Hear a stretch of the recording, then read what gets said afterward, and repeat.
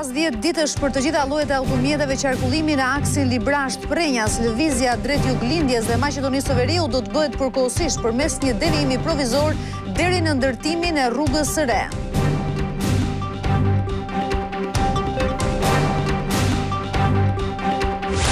Përshkallëzohet konflikti në lindjen e mesme, SBA dhe Izraeli godasin televizionin dhe gardën revolucionare të Iranit. Teherani kundërpërgjigjet me sulme në rajon dhe kërcënon vendet e Bashkimit Evropian që do të përfshihen në luftë.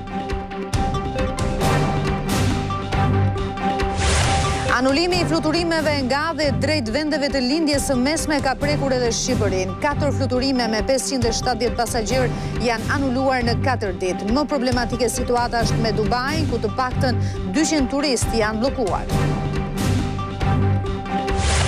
Gjykata kushtetuese zbardh vendimin mbi kërkesën e kryeministrit për ndarjen e kompetencave me gjyqësori në lidhje me pezullimin e një ministri. Trupa gjykuese u nda në 2 qëndrime, duke bërë që kërkesa e kryeministrit të rrëzohet.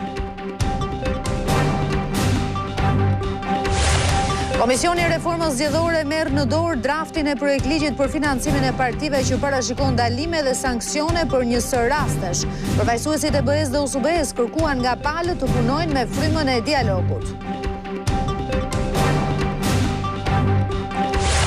Ministria e Brendshme hapi sot garën për postin e drejtorit të përgjithshëm të Policisë së Shtetit i mbetur vakant pas largimit të Ilir Prodës.